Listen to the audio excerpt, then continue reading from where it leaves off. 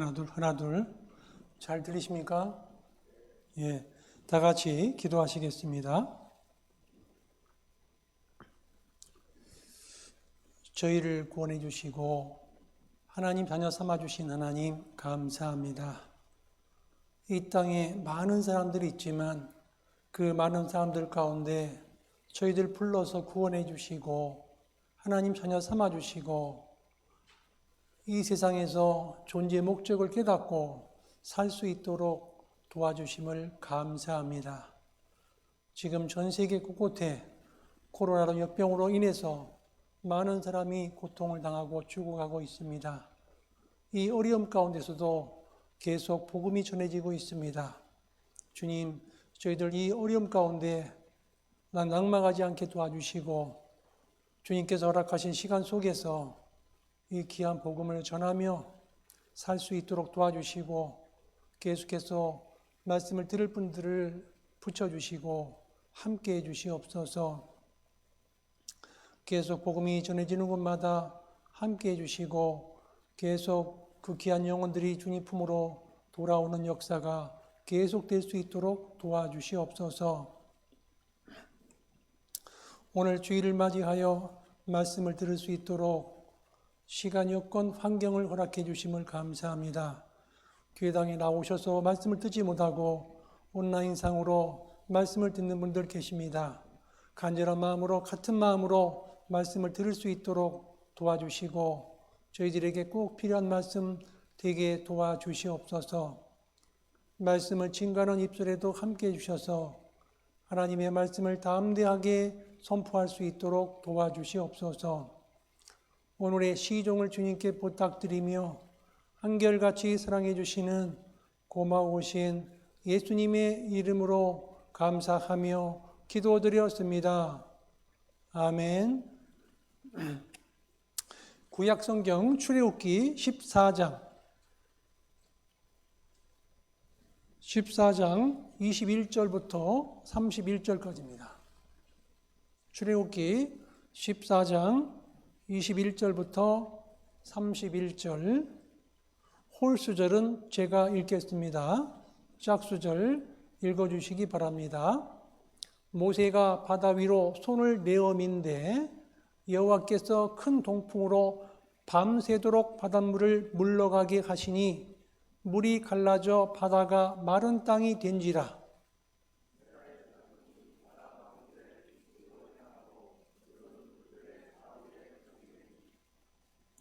애굽 사람들과 바로의 말들, 병거들과 그 마병들이 다 그 뒤를 쫓아 바다 가운데로 들어오는지라.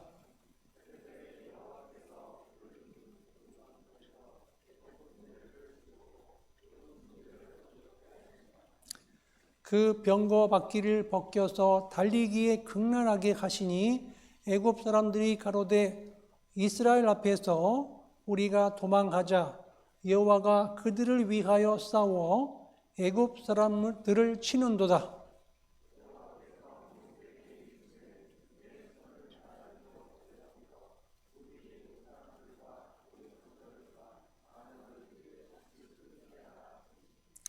모세가 곧 손을 바다 위로 내어 밀매 새벽에 미쳐 바다의 그 세력이 회복된지라.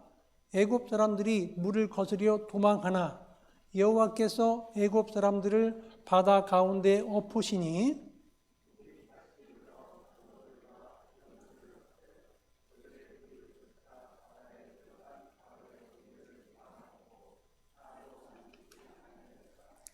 그러나 이스라엘 자손은 바다 가운데 육지로 행하였고 물이 좌우의 벽이 되었더라.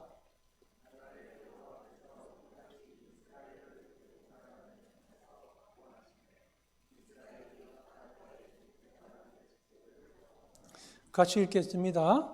이스라엘이 여호와께서 애굽 사람들에게 베푸신 큰 일을 보았으므로 백성이 여호와를 경외하며 여호와와 그 종 모세를 믿었더라.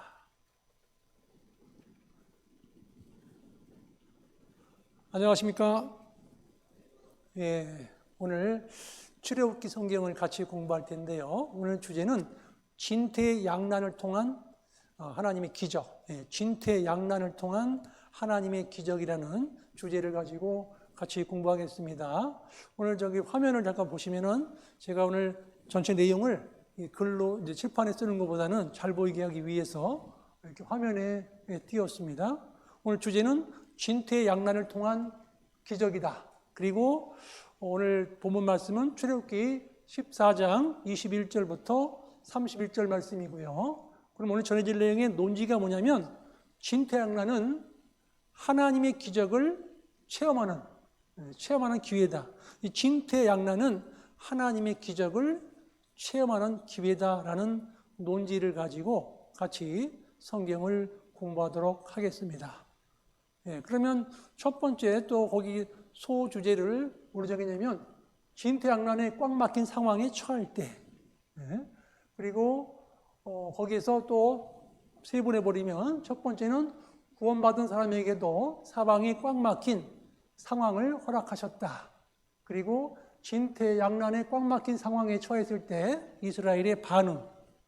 그리고 큰 2번은 홍해가 갈라지는 기적의 교훈. 홍해가 갈라졌다는 것은 복음의 장애물이 제거되고 길이 열린 것을 의미한다. 그리고 두 번째는 홍해의 갈라짐은 하단과 성도의 상반된 운명을 잘 나타내고 있다. 그리고 세 번째는 홍해 횡단의 영적 의미가 무엇일까? 거기서 첫 번째는 홍해 횡단은 침례를 통하여 성도가 그리스도와 연합하는 것에 모형이 된다. 두 번째는 성도는 부활의 삶을 살아가야 된다. 세 번째는 세상을 향해서는 배수진을 쳐야 된다. 오늘 화면을 바꿔주시고요. 저를 보여주시고요. 오늘 요 세 주제를 가지고 큰 주제는 진퇴양난을 통한 기적이잖아요. 이 진퇴양난을 통해서 하나님의 기적을 맛볼 수 있다는 거죠. 우리는 진퇴양난 속에 들어가면 두려워 떨잖아요. 그죠? 현상을 보기 때문에 우리는 두려워 떠는데 그때 하나님의 기적을 맛볼 수 있는 기회가 주어지는 거라는 거죠. 그러면 오늘 본론으로 들어가기 전에 하나님께서 우리에게 특별히 또 이스라엘 백성들에게 또 전 세계 모든 사람들에게 알려주고 싶은 것이 있는데 이 애굽 그러면 우린 출애굽만 생각하는데 출애굽이 있기 전에 모든 과정을 좀 이해하고 있으면 성경 전체가 쉽게 이해가 가요. 그래서 하나님은 이스라엘 민족을 형성하기 위해서 약 430년, 이 430년이라는 기간을 투자하셨고 하나님께서 이스라엘 백성들을 애굽 땅에 들어가는 입애굽부터 출애굽까지 하나님께서는 처음부터 미리 준비를 하셨다. 입애굽부터 출애굽까지 과정 속에서 세 명의 인물이 특별히 등장하는데 요셉이라는 인물과 바로 그다음에 야곱 그리고 출애굽 과정에서는 이 모세라는 인물이 등장을 하게 돼요. 그런데 우리가 성경을 공부하다 보면 그러면 요셉을 상징하잖아요. 꿈의 사람, 꿈을 꾸는 사람, 요셉 그렇게 하는데 성경에서 하나님께서 이스라엘 민족을 형성하고 그리고 민족이 형성돼서 그 애굽 땅에서 나오는 과정 속에서 하나님은 이 세 사람에게 꿈을 꾸게 해주신 거죠. 요셉에게도 꿈을 꾸게 해줬죠. 요셉이 꾼 꿈은 쉽게 말하면 약간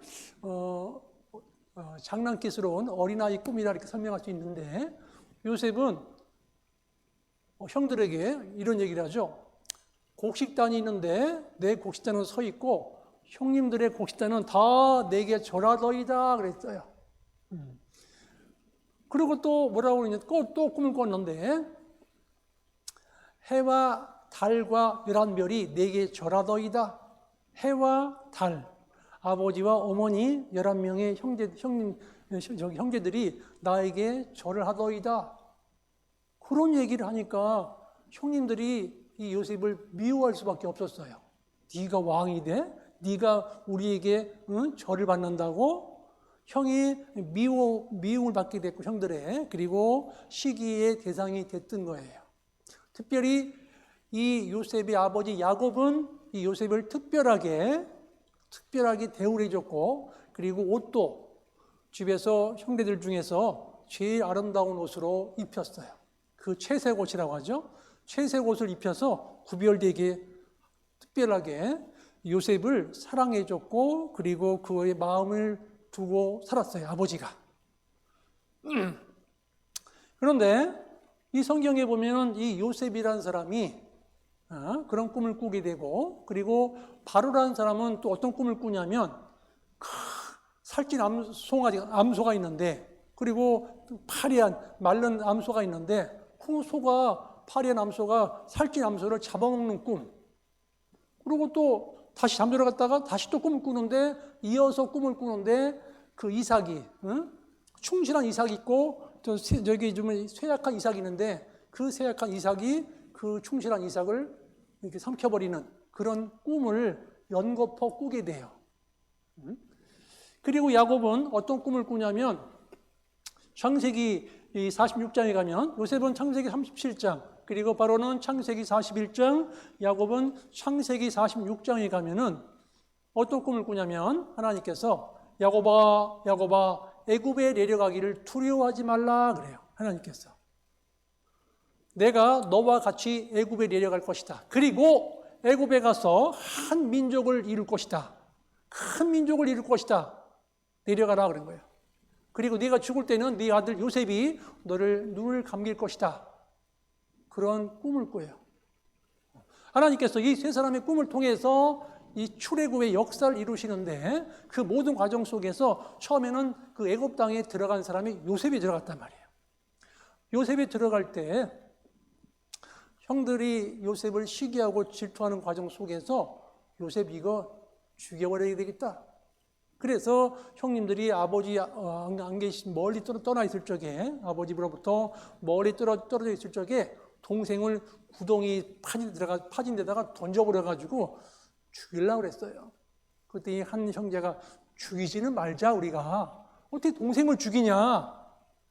그래서 옷을 벗겨서 거기다 짐승의 피를 바르고 죽었다고 하자. 그리고서 그 미디안 광야의 사람들이, 미디안 상인들이 그 애굽 땅으로 장사를 하러 가는 상인들을 만나게 되는데, 그 상인들에게 은 20에게 이 요셉 동생을 팔아버려요.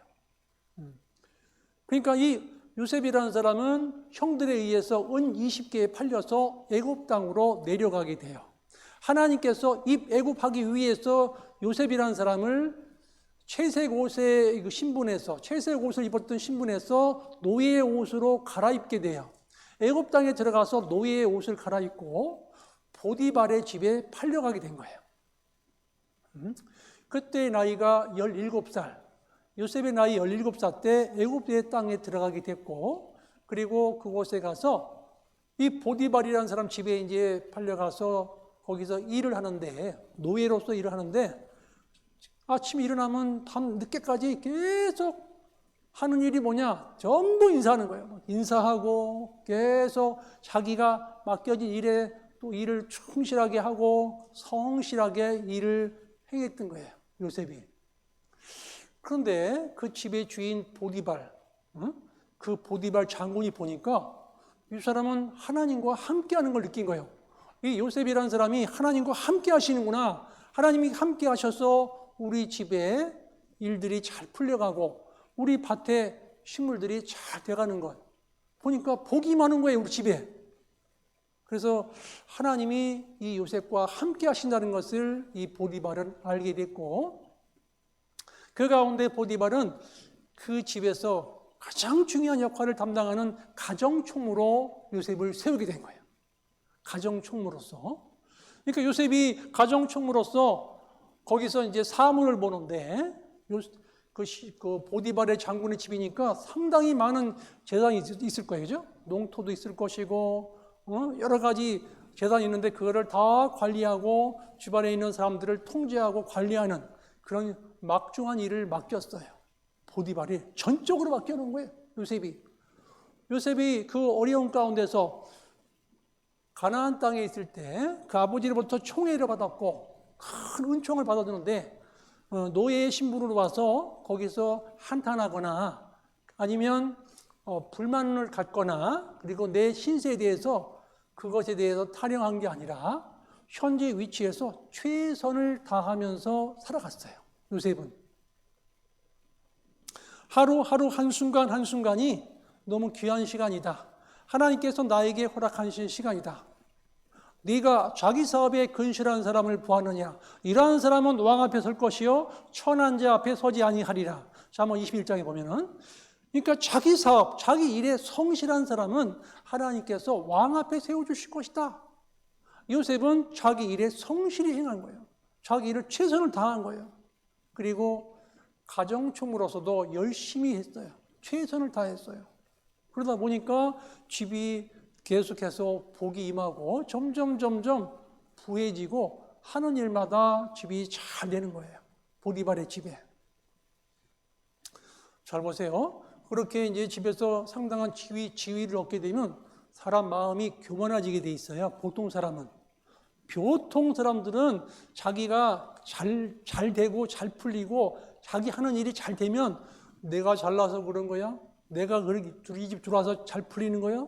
내가 이 집에서 이렇게 했기 때문에 이 집이 이렇게 복을 받는 거요? 이런 마음이 자연스럽게 올라오게 돼 있어요.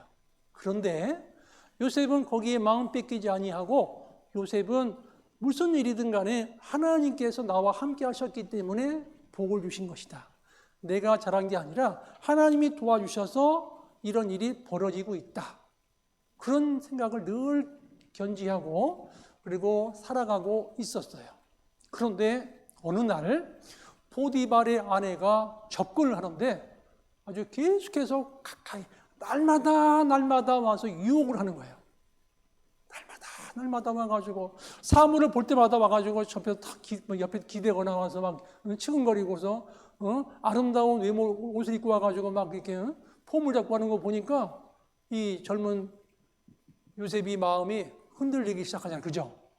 그래서 요셉은 그런 상황이 주어지지 않게 하기 위해서 바깥으로 피하기도 하고 그리고 그럴 때마다 그런 상황을 만들지 않으려고 노력을 많이 했어요. 그런데 어느 날 피할 수 없는 상황이 주어진 거예요. 피할 수 없는 상황이. 보디발의 아내가 적극적으로 유혹을 해오는 거예요. 지금은. 피할 수가 없는 거예요. 예를 들어서 뒤에서 와가지고 막 이렇게 해버려요. 뒤에서. 그런데 요셉은 내가 하나님 앞에 죄를 지을 수 없다고 옷을 다 벗어버리고 도망가 버린 거예요. 요셉은. 그 결과 모함을 받아가지고 감옥에 가는 일이 벌어졌는데 그 왕들의 신하, 왕의 신하를 그러니까 왕을 모시는 사람들 아주 가까이서 모시던 사람들이 감옥이 있어요. 그러니까 굉장히 높은 사람들만 들어가는 감옥이에요. 그 감옥에 보디발의 요셉을 감옥에 들어가게 했다는 거죠. 요셉의 입장에서는 노예 생활을 하다가 가정총무하다가 인정받았는데 거기서 모함받아가지고 감옥까지 들어갔다. 이거는 최악의 조건으로 들어간 거잖아요. 감옥에 들어갔다. 완전히 자기 마음대로 움직일 수 없는 그 감옥 속에 들어갔잖아요. 그런데 그 감옥에 들어가서도 자기가 자기 위치에서 성실히 행하니까 간수장이 요셉에게 모든 정권을 다 맡겨요. 그래서 이 요셉은 그 감옥에서 뭘 배우냐면 법무 행정을 배우게 돼요. 간수장이 자기한테 맡겼던 것들 그걸 통해서 법무 행정의 달인이 되는 거예요. 요셉은 잘 보세요. 아버지 가나안 땅에 있을 적에 아버지 밑에서 그 목축업을 하잖아요. 양을 키우고 뭐 어떤 그 목축업을 통해서 이 목축업의 대가가 돼요. 목축업에 아버지로부터 점수 받죠. 그리고 보디발의 집에 가가지고 거기서 가정총무로 일하면서 거기서 농경 사람이잖아요. 거기 애굽 땅에는 그래서 농경 문화 그래서 농경 문화 산업 문화에 거기에 또 달인이 되는 겁니다. 거기서 그리고 감옥에 가서 법무 행정의 달인이 되는 거예요. 하나님이 그냥 그런 과정을 허락하신 게 아니라 거기서 배울 수 있는 기회가 주어진 거예요.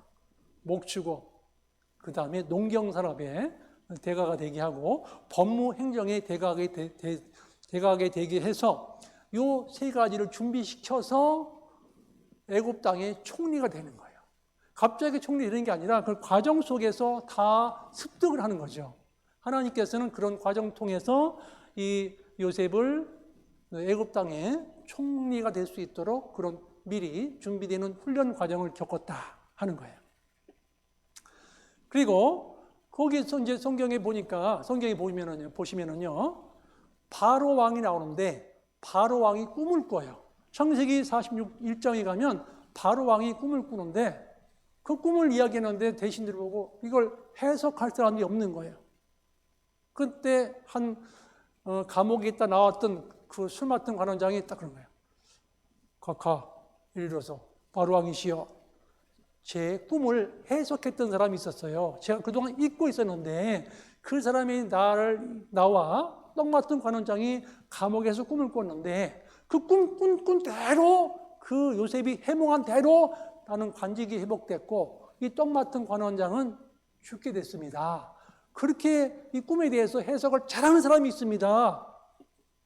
그래서 바로왕 앞에 이제 소개하게 됐고 바로왕이 그럼 데리고 와라. 그런데 이제 바로왕 앞에 섰던 요셉이 꿈을 해몽을 합니다. 해몽을 쫙 하는데 바로왕이시여, 바로왕이 꾼 꿈은 꿈을 두 개 꿈을 꿨지만 이것은 하나님께서 이 꿈이 따로따로가 아니라 이게 연결되는 꿈입니다. 앞에 7년은 풍년 7년이고 연거푸 꾸신 꿈 7년은 앞으로 흉년 7년이 벌어질 겁니다. 잘 보세요. 풍년이 벌어진다고만 끝나버리면 이게 대책이 없는 거죠.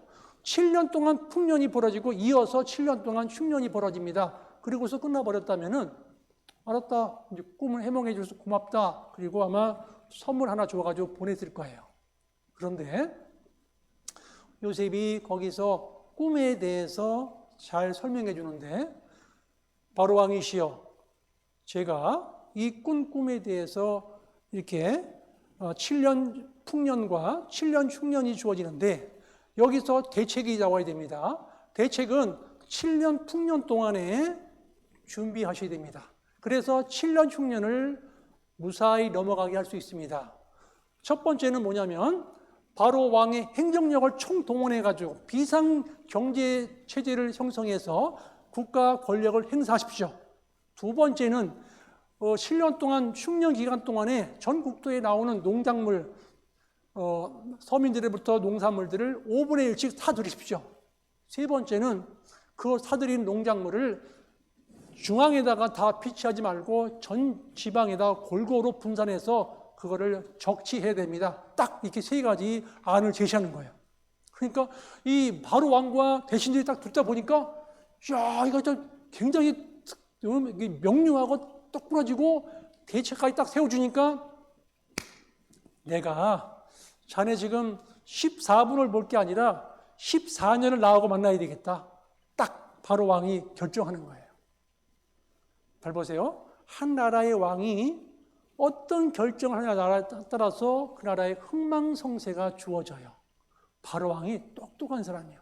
바로 왕이 너 보니까 하나님의 감동된 자구나. 너 같은 사람 만나기가 쉽지 않다. 그래서 나와 같이 14년 동안을 같이 가자는 거예요. 그래서 창세기 41장에 가면 바로가 거기서 내가 너를 총리로 임명한다 그랬어요. 근데요, 잘 생각해 보세요. 그 큰 나라, 그 당시 가장 큰 나라가 애굽인데 애굽 나라의 총리가 된다는 것은요, 실력 없으면 할 수가 없어요. 아무나 하는 게 아니에요. 사람을 다루는 일이 있고요. 정보를 분석하고 그 정보를 수집하고 분석해야 되고요. 아주 골치 아픈 일들이 많이 생겨요. 총리가 되면은요, 모든 정권을 총리에게 맡겨버리면 책임을 지는 거예요. 책임 총리거든요. 책임 총리는 그 책임을 감당할 수 없으면 얼마 못 갑니다. 그런데 요셉은 그동안 그 애굽 땅에까지 와서 그런 모든 과정을 겪으면서 자신이 생긴 거예요. 아버지 밑에서 목축업의 달인이 됐고, 그리고 애굽 땅에 와서 보디발의 집에서 가정총무하면서 농경산업의 그 경험을 충분히 해서 농경산업의 달인이 됐고, 그 다음에 감옥에 가서 법무행정을 다루면서 법무행정의 달인이 된 거예요. 준비된 걸 가지고 알겠습니다. 제가 잘 감당하겠습니다. 요셉이 총리를 수락합니다. 수락하자마자 이 보디발 장군이 바로 총리 역할을 하게 하면서 결혼을 시켜요. 그래서 결혼하기 시키기 전에 이름을 바꿔주죠. 사보넷 바네아. 이름은 요셉을 갖다가 사보넷 바네아라고 이름을 바꿔주고, 그리고 잘 보세요. 한 나라의 총리가 되면은요, 권력이라는 게 생기잖아요. 이 권력이라는 게 생기기 위해서는 완벽해져야 돼요. 근데 세속적인 권력은 주어졌는데, 바로 왕으로부터 내려온 세속적인 권력은 주어졌는데, 종교 권력이 없는 거예요. 옛날 고대 세계에서는요, 5대 제국도 있잖아요. 고대 세계에서는 종교 세력도 되게 크거든요. 그래서 바로 온 제사장, 보면은, 온 제사장 보디베라의 딸하고, 딸 아스날하고 결혼을 바로 시켜줍니다. 결혼을. 그래서 세속 권력과 종교 권력을 동시에 거머쥐는 거예요. 요셉이. 그러니까 갑자기 바로 왕이 결혼시켜주는 게 목적이 아니라 그 권력을 통해서 전국을 통치하기 위한 힘을 실어준 거예요. 세속 권력을 플러스 종교 권력이 딱 더해진 거예요. 그래서 제사장의 딸과 정략적인 결혼을 통해서 충분한 전국을 통치할 수 있는 총리로서 그런 세속 권력과 종교 권력을 같이 기반을 닦아주는 일을 바로 왕이 요셉에게 허락해 준 겁니다. 잘 보세요. 사람이 기득권이 되면 이 세속적인 권력과 종교적인 권력이 가지면 주변의 사람들이 자기들과 가까이 하고 싶어 해요. 저분들의 저 큰 세력과 우리하고 가까이 지내면 우리가 나중에 덕이 될 것이다. 그런 것들이 쫙 깔리는 거예요. 잘 보이려고 할 거라고요. 다른 대신들도 요셉에게 잘 보이려고 할 거라고요. 권한이 주어지면 그 힘에 의해서 많은 사람들이 총리로서요 일하기가 훨씬 쉬워지는 거예요. 그래서 이 바로 왕은 두 개의 권력을 합쳐서 요셉에게 그런 큰 힘을 주게 됐어요. 그런데 이 요셉이 그런 이제 총리로서 총리로 전국을 순찰하면서 하는데 그 전국의 지방마다 창고를 짓게 하고 그 해마다 5분의 1씩 바로 왕의 국국 돈을 가지고 다 물건을 곡식들을 사들이는 거예요. 7년 동안을 계속 사들였어요. 그래서 전국에 있는 지방마다 곡식 창고에 가득 차버린 거예요. 잘 보세요. 7년이 지났습니다. 8년째 계속해서 풍년이 들면 좋을까요, 안 좋을까요? 생각 좀 해보세요. 좋을까, 안 좋을까요? 바로의 꿈은 완전히 꿈이 끝나버린 거죠? 꿈이 틀려버린 거죠? 7년 동안 풍년 주어지고 7년 동안 흉년이 주어진다 했는데 7년 지나고서 8년째도 계속 풍년 들어온다면 그 꿈은 개꿈 돼버리는 거예요. 그리고 요셉이 해몽했던 것도 다 물거품 돼버리는 거예요. 그리고 더 중요한 것은 뭐냐면 애굽 왕실의 재정이 다 고갈돼 버린 거예요. 7년 동안 그 모든 곡식을 사들였고 그 곡식 창고를 지었기 때문에 애굽의 왕실의 재정이 바닥 나가지고, 그러니까 제국에 왕실의 변동이 있을 수 있는 거예요. 그러니까 왕이 폐위당하고 다른 사람들이 들어올 수 있는 거예요. 그러니까 왕권이 유지되기 위해서는 큰 부자가 돼야 돼요. 북한이 왜 통치 자금이 없으면 불안하다고 그러잖아요. 통치 자금을 있기 때문에 다스리기가 쉬운 거예요. 통치 자금이 있으면 뒤로 이렇게 알게 모르게 주면서 격려하고 충성하게 만드는 거거든요. 그런데 애굽의 왕실의 재정이 바닥난 상태였단 말이에요. 그런데 8년째 기근이 탁 들은 거예요. 애굽 땅에. 애굽 땅에만 들은 게 아니라 주변 나라에도 기근이 들어가지고 먹을 게 없는 거예요. 그런데 그 전에, 그 1년 전에 농작물을 쌓아뒀던 걸로 1년 동안 버틸 수 있어요. 2년 차 때. 7년 풍년 지나고 흉년 1년, 2년 차 때는 너무너무 진하게 기근이 드니까 가나안 땅에서 그렇게 큰 부자였던 야곱의 식구들이 내려온 거예요. 애굽 땅으로. 그걸 곡식을 사러. 그래서 이제 야곱이 자기 아들들을 보내서 애굽에 가서 곡식을 사와라 그랬던 거예요. 2년 차 때 그 기근의 2년 차면 최고의 절정이 되는 거예요. 그 애굽의 백성들도 우리 먹을 게 없으니까 우리 곡물 좀 우리에게 파십시오. 그래가지고 돈 주고 1년 차 때 다 곡식을 팔았어요. 그러니까 1년 만에 애굽의 재정 다 썼던 것이 다 충당됐을 것이라 생각이 돼요. 1년 만에 그 7년 동안 썼던 애굽 왕실 재정이 다 1년 만에 복구가 되고, 또 2년 차가 되니까 먹을 게 없으니까 짐승하고 이런 거 다 가지고 와서 집문서까지 갖고 왔어요. 집문서까지 갖고 와가지고 이거 받아주십시오. 우리 땅이고 집이 필요 없고 지금 당장 먹고 사는 문제가 시급합니다. 그래서 그 땅을 다 사요.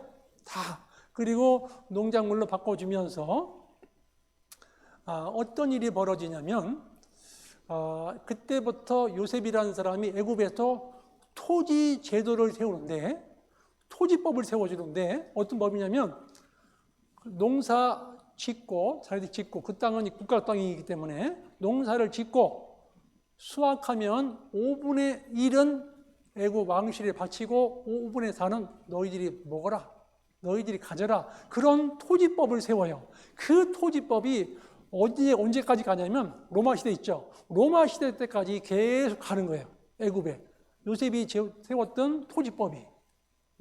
그래서 이 토지까지도 다 이제 애굽 왕실로 다 넘어온 거예요, 재정이. 근데 애굽에서도 제사장들의 땅은 건들지 않았어요. 계속해서 제사장들에게는 국가에서 먹을 수 있는 모든 걸 다 제공해 줬어요, 제사장. 그만큼 제사장은 권력이 센 거예요, 쉽게 말하면은. 그런 종교 세력이 엄청 권력이 세기 때문에. 그래가지고 이제 요셉이 돈도 다 왔죠. 백성들로부터. 토지도 다 왔죠. 그리고 더 이상 받을 게 없잖아요. 우리가 종이 되겠습니다 하고 막 오는 거예요. 사람들이 먹을 게 없으니까. 그래서 우리가 힘을, 종자 좀 주십시오. 그래서 계속해서 이제 그 7년, 6년 동안을 요셉 덕택에 애굽 땅에 있는 사람들뿐만 아니라 그 주변에 있는 사람들이 혜택을 받아가지고 그 7년, 6년을 잘 견뎌내요.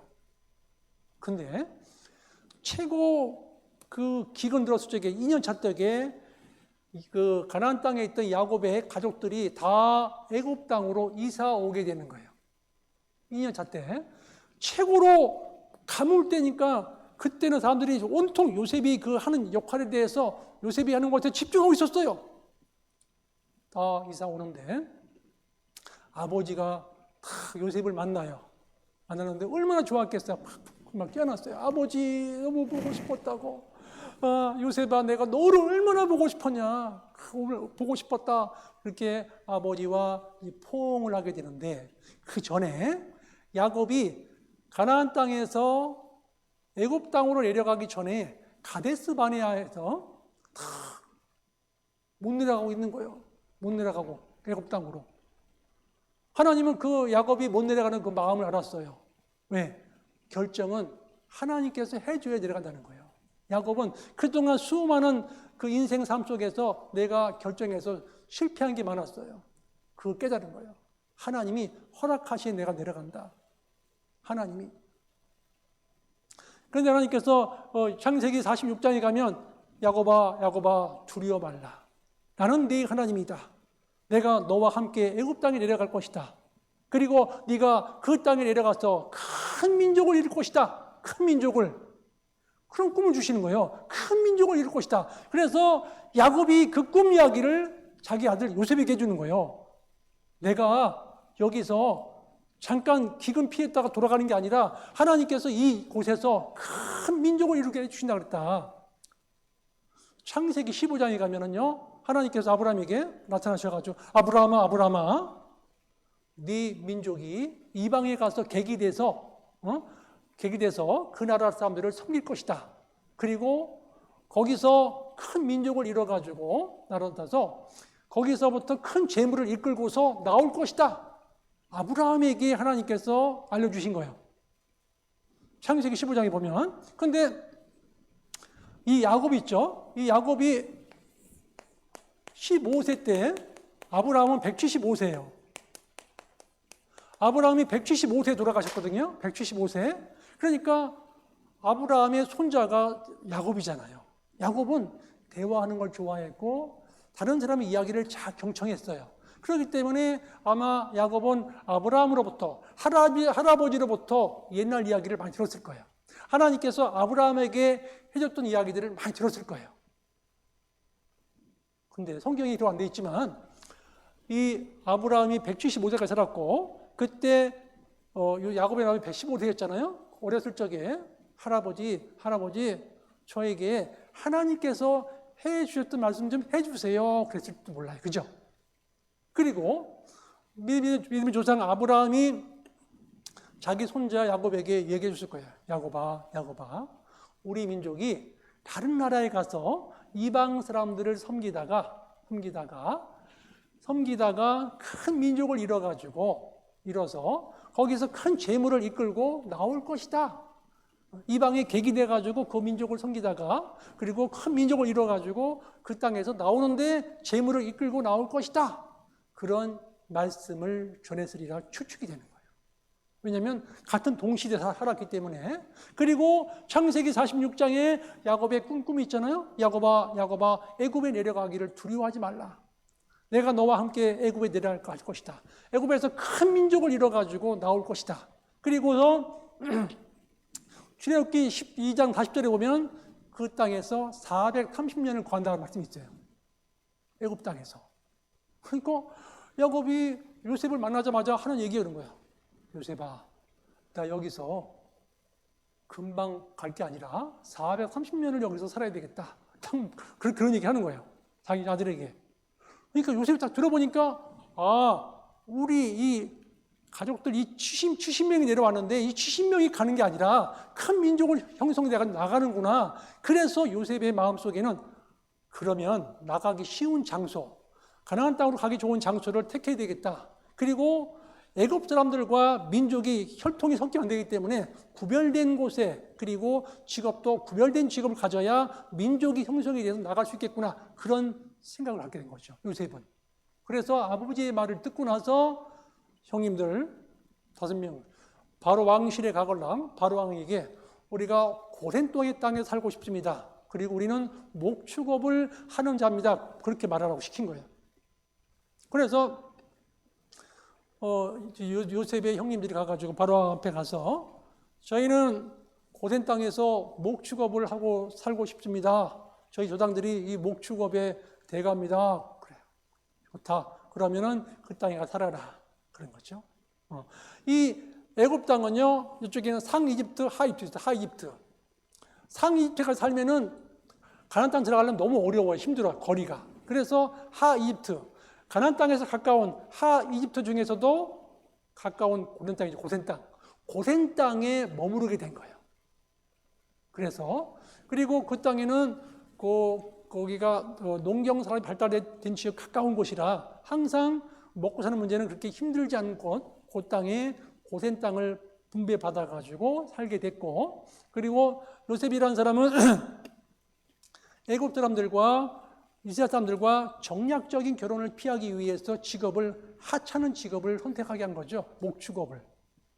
이 애굽 사람들은 농경 문화가 발달되어 있기 때문에 이 농경 문화 속에 살던 사람들은 이 목축업을 그때 가증하게 여겼어요. 멀리 했단 말이에요. 그리고 요셉의 형들 정치, 경제 그런 정관계로 진출하지 못하도록 딱 구분시켜버린 거예요. 만약에 정치 관계 그런 쪽으로 진출해버리면 정략적인 결혼에 의해서 이게 혼혈돼 버리거든요. 민족이. 그래서 요셉은 그런 모든 계획 속에 고된 지역에 별도로 그 이스라엘 민족이 살게 하게 됐고, 목축업을 하게 됐고, 그리고 가나안 땅에 가기 가장 좋은 위치를 선점하게 돼서 살게 됐어요. 그런데 야곱이 또 이런 얘기 유언합니다. 요셉아, 내가 죽거들랑 이 땅에 묻지 말고 가나안 땅에 묻어다고 그랬어요. 가나안 땅에. 그게 소원이었어요. 그러니까 아버지 말 잘 듣고 요셉이 알았습니다. 그리고 7년 흉년 끝났죠? 끝나고 나서 야곱이 더 살게 12년 살았어요. 12년 동안. 12년 동안을 더 살았는데 12년 후에 돌아가셔요. 야곱이. 야곱이 147세 돌아가시는데 애굽 땅에 왔을 때가 130세죠. 130세 왔는데 흉년 2년 차 때 왔잖아요. 플러스 5년 그리고 12년 더 하니까 147세인 거예요. 147세에 이 야곱이 돌아가셨는데 그리고 이제 7년 흉년 끝났는데 그 후로부터 12년 후에 야곱이 돌아가셨는데 요셉은 바로 왕에 가서 우리 아버님이 돌아가셨는데 국장급으로 장례식을 치러줬으면 감사하겠습니다. 그런 거예요. 바로가 허락합니다.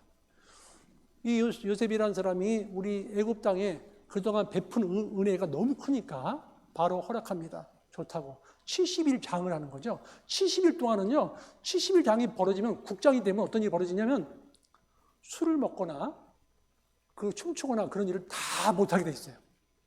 그러니까 다른 사람들 하고 싶은 그런 것들을 다 못하게 돼 있는 거예요. 70일 동안은 거룩하게 지내는 거예요. 장례식에는. 그런데 성경에 보면은 하나님 요셉은요, 이 아버지 장례식을 통해서 애굽에 있는 사람들, 신하들 또 그 이스라엘 사람들 중에서 깐난 아기들하고 짐승만 남겨두고 전부 다 가나안 땅에 올라가는 거예요. 장례 절차로 쫙 올라가는 거예요. 애굽에 있는 관료들도 많이 쫓아가요. 그게 무슨 뜻이냐면 출애굽을 미리 예행 연습하는 거예요. 예행 연습. 출애굽을 미리 예행 연습시키는 거예요. 그래서 야곱의 장례를 통해서 그 많은 사람들이 그 행렬들이 가나안 땅에 가서 아브라함이 묻혔던 그 막벨라 굴에 야곱이 들어가게 돼요. 장례식 절차를 치르고 내려오는 거예요. 또 요셉도 자기 후손들에게 유언합니다. 내가 죽거들랑 이 땅에 묻어다오. 그런데 이 땅에서 가나안 땅으로 나갈 때 내 해골을 갖고 나가라고.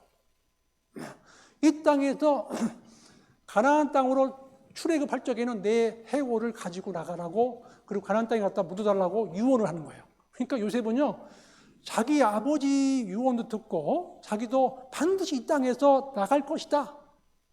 자기 뼈까지도 이 땅에 묻히는 걸 원하지 않고 앞으로 그 기간이 430년인데 430년인데 앞으로 언제가 나갈 거라는 거죠. 그 나갈 때 내 해골을 가지고 가나안 땅에 묻어달라고 유언한 거예요. 근데 그 후손들이 그걸 그대로 지킨 거예요. 그 유언을 그대로, 그 집안의 가장 큰 위인이었잖아요, 요셉이요. 그 훌륭한 위인, 우리 조상의 말을 다 전해가지고 후손들이 가나안 땅에서 나아갈 때 그 해골을 가지고, 유골을 가지고 가나안 땅으로 가게 되는 겁니다. 그래서 오늘 바로 진퇴양난의 상황이 주어지는데, 출애굽을 시키는 사람은 모세잖아요, 모세. 보세요. 하나님께서 애굽 왕실에 보냈잖아요.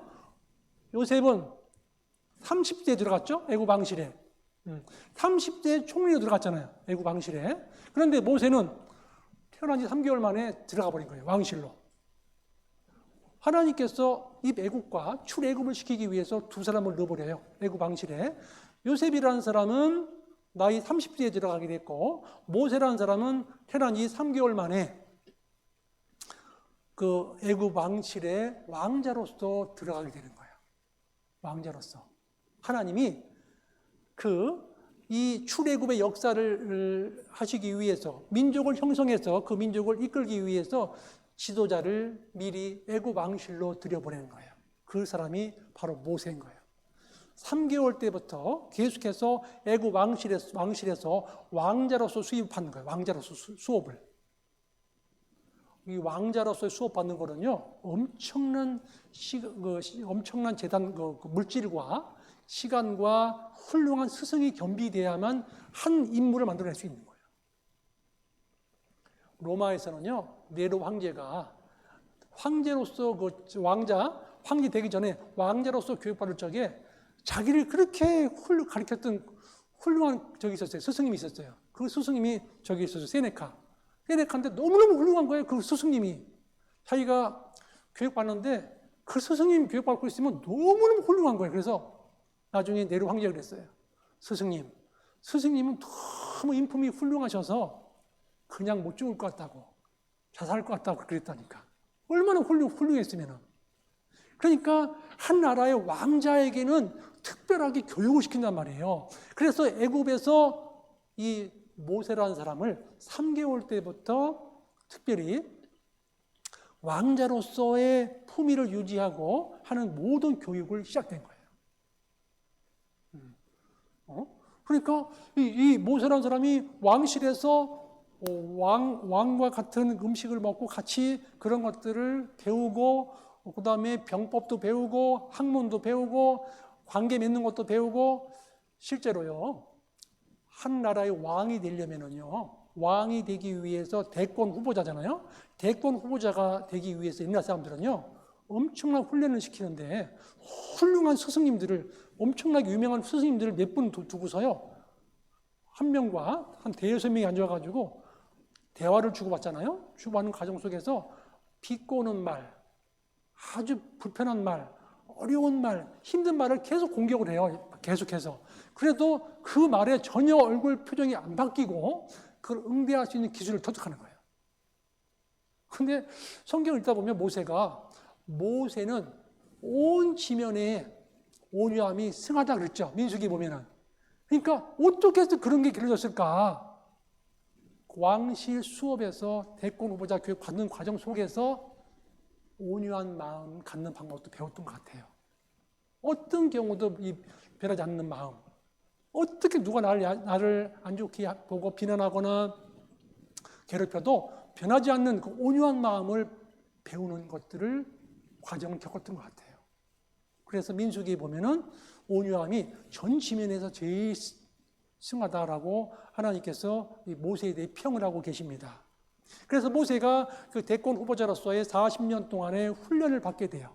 그래서 하나님께서는 바로 이 모세 40년 생애 끝나고 나서 바로 이스라엘 지도자로 삼는 게 아니라 자기는 안 된다, 못한다는 것을 다 내려놓을 때까지 저 미디안 광야로 가게 돼요. 미디안 광야에서 목자로서 40년 동안을 생활을 하면서 나는 할 수 없다. 나는 아무것도 할 수 없다. 그리고 나는 진짜 아무것도 아니라는 것을 확실히 알았을 적에 하나님께서 모세를 불러낸 거예요. 불러내서 이스라엘 민족의 지도자 세워서 이스라엘 나라로 애굽 땅에 보내서 이스라엘 사람들 그 당시에 장정만 60만 명, 여자까지 여자 장정, 그러니까 남자 60만 명, 여자 60만 명 따지면 120만 명이죠. 이 120만 명을 그 애굽에서는 노예로 삼아가지고 지금 비돔과 라암색 같은 큰 건물을 짓게 했어요. 그러니까 월급도 안 주고 노동만 시키는 그 엄청난 경제적 이익을 가지고 오는 그런 노동력을 착취하고 있었던 거죠. 애굽에서. 그때 모세가 애굽 땅에 가서 그 민족을 가지고 나가겠다는 거죠. 데리고 나가겠다는 거예요. 애굽 땅에서. 그래서 오늘 본 말씀이 애굽 땅에 와서 모세가 대장이 돼서 나와서 바로 왕과 협상하는 과정 속에서 이 이스라엘 백성을 하나님께서 나가게 했다. 나가야 된다. 그런 협상을 하기 위해서 들어가게 됐고, 첫 번째 협상에서 결렬되자마자 이 바로 왕이 이스라엘 백성들에게 더 힘을 더 들게 하죠. 더 어렵게 만들죠. 그때 이스라엘 백성들 마음속에서 불평불만이 다 올라와서 바로 모세와 백성들과 관계를 멀어지게 만들어버린 거예요. 왜 와가지고 나가게 한다 해놓고서 지금 우리 더 일을 힘들게 만들어버리냐. 그래서 점점 이스라엘 백성과 모세의 관계를 멀어지게 했는데 하나님께서는 그 애굽 땅에 10가지 재앙을 내려서 이스라엘 백성들을 끌고 나가겠다는 거예요. 그래서 첫 번째, 두 번째, 세 번째, 네 번째, 다섯 번째, 여섯 번째, 일곱 번째, 여덟 번째, 아홉 번째 재앙을 내렸어도 끄떡 안 하는 거예요. 바로가 계속 마음 바뀌는 거예요. 괜찮다. 계속해서 마지막 경고합니다. 바로 왕이시여 10번째 경고입니다. 마지막입니다. 이번에는 하나님께서 각 지배 그리고 또 짐승들 중에 장자 첫 번째 태어난 짐승들 다 죽습니다. 다 죽습니다. 그런 거예요. 그런데 바로가 모세가 이 10번째 재앙을 얘기하면서 좀 놀란 게 있어요. 자기도. 이것은 애굽 사람만 해당되는 게 아니라 이스라엘 사람들에게도 해당이 돼요. 이스라엘 사람들도 10번째 재앙 속에 빠질 수가 없는 거예요. 그러니까 문 좌우에 임방에 피를 바른 곳에 들어가야 살아. 누구든지. 그런데 만약에 그 많은 사람, 그 당시에 각 집에 장자가 약 2만 명입니다. 2만여 명, 2만여 명이. 2만여 명 중에서 한 명이라도 못 들어가면 죽잖아요. 그죠? 이거는 애굽 땅에만 내리는 게 아니라 우리 민족에게도 내리는 재앙이다. 근데 이걸 어떻게 이걸 피할 수 있을까? 모세가 이야기했어요. 하나님께서 10번째 재앙은 문 좌우와 임방에 피를 바르고 파는 곳에 들어가는 사람들 다 산다. 그대로 지켜라 그랬어요. 그런데 10번째 재앙 내렸는데 보니까 애굽의 왕실부터 해가지고 전 국토에 있는 장자들이 싹 다 죽게 된 거예요. 그런데 언제 알았냐면 홍해바다 건너서 나가 보니까 장자 집안에 죽은 사람도 없느냐 했더니 한 명도 없는 거예요. 모세가 했던 말을 다 지킨 거예요. 그때 얼마나 감사했을까. 야, 하나님 말씀을 어긴 사람 하나도 없었구나. 다 살아났구나. 문 좌우 임방에 피를 바른 곳에 다 들어갔기 때문에 다 사는 거예요. 그래서 이제 6월절을 경험하고 나와서 홍해 바다를 건너는 과정이 지금 오늘 본문 말씀이었던 거예요. 본문 말씀 보실까요? 성경 보십니다. 출애굽기.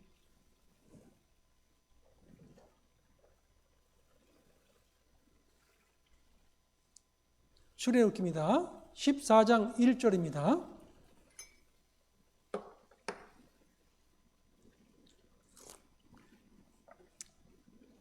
여호와께서 모세에게 일러 가라사대 이스라엘 자손을 명하여 돌쳐서 바다와 믹돌 사이의 비하히롯 앞 곧 바알스본 맞은편 바닷가에 장막을 치게 하라. 읽겠습니다. 같이 읽겠습니다. 바로가 이스라엘 자손에 대하여 말하기를 그 땅에서 아득하여 광야에 갇힌 바 되었다 할지라. 내가 바로의 마음을 강팍게 한즉 바로가 그들의 뒤를 따르니 내가 그와 그 온 군대를 인하여 영광을 얻어 애굽 사람으로 나를 여호와인 줄 알게 하리라 하심에 무리가 그대로 행하니라. 여기서 이제 우리가 뭘 할 수 있냐면 이 구원받은 사람들에게도 사방이 꽉 막힌 상황을 허락하신다는 거예요. 허락하신다. 응? 잘 보세요. 지금 이스라엘 민족은 지금 앞으로 나아갈 수 없는 강에 홍해라는 게 딱 막혀 있죠. 홍해 바다가 뒤에는 애국 군대가 달려오고 있어요. 달려오고 있는 거예요. 지금 바로 왕이 보니까 이 이스라엘 자기들이 사용했던 그런 노예들이 다 가버렸으니까 얼마나 분하겠어요. 그래서 온 군대를 거느리고 병거와 그리고 장관들을 거느리고 달려오는 거예요. 잡으려고 다시. 이스라엘 백성들을 보니까 뒤에는 애굽의 군대가 막 달려오고 있고 앞에는 홍해 바다가 막혀 있고 신태양난 속에서 바로 모세가 결정하기를 하나님께서 응답받고 결정하기를 거기서 우리가 할 일은 하나님이 어떻게 하신지를 지켜보는 거예요. 어떻게 이 과정 속에서 피할 길을 주시는지를 지켜보는 거예요. 시편 136편 넘어갑니다. 13절. 시편 136편 13절.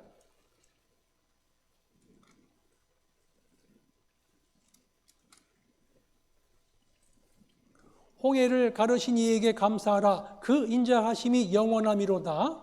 이스라엘로 그 가운데로 통과케 하신 이에게 감사하라. 그 인자하심이 영원함이로다. 15절 같이 읽겠습니다.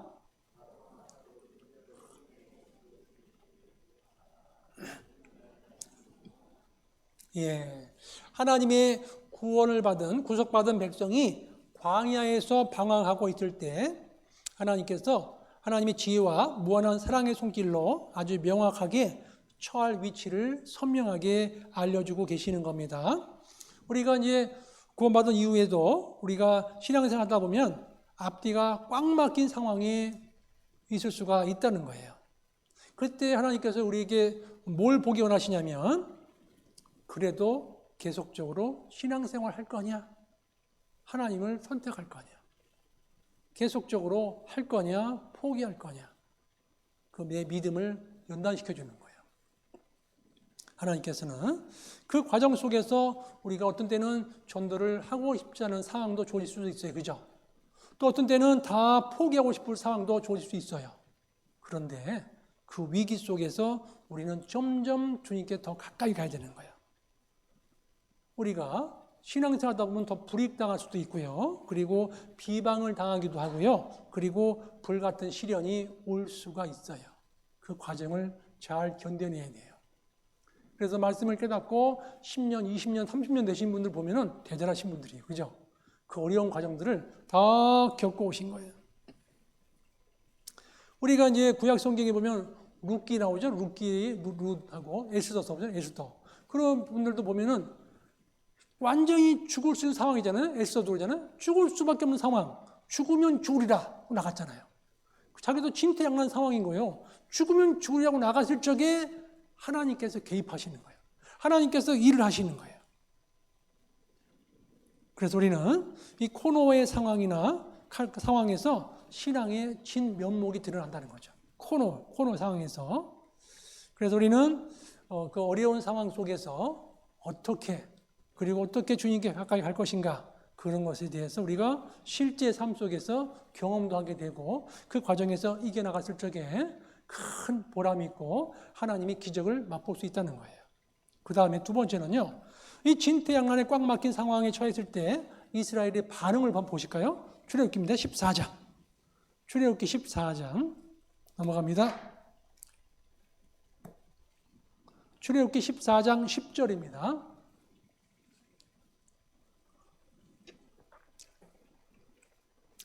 바로가 가까워 올 때에, 여기는 책갈피 꼽아주세요. 이스라엘 자손이 눈을 들어 본즉 애굽 사람들이 자기 뒤에 미친지라 이스라엘 자손이 심히 두려워하여 여호와께 뭐 했다고요? 부르짖었다는 거죠. 하나님께 부르짖는 거예요. 우리도 신앙생활하면서 두려운 일 벌어지면 하나님께 부르짖어야 되는 거예요. 하나님 도와달라고, 하나님 보호해달라고, 하나님 지켜주십시오. 우리가 왜 두려워하냐면 눈을 들어서 애굽의 병거와 군대를 바라보았기 때문에 두려운 거예요. 근데 하나님의 임재와 약속을 보지 못하기 때문에 두려운 거예요. 하나님의 임재와 약속을 우리가 바라봐야 된다. 하나님 도와달라고, 하나님 지켜달라고. 그래서 우리는 심히 두려워하고 하나님께 부르짖어야 한다. 넘어갑니다. 11절, 12절 출애굽기 14장 11절로 12절. 그들이 또 모세에게 이르되 애굽에 매장지가 없으므로 당신이 우리를 이끌어내어 이 광야에서 죽게 하느냐? 어찌하여 당신이 우리를 애굽에서 이끌어내어 이같이 우리에게 하느냐? 12절 같이 읽겠습니다. 우리가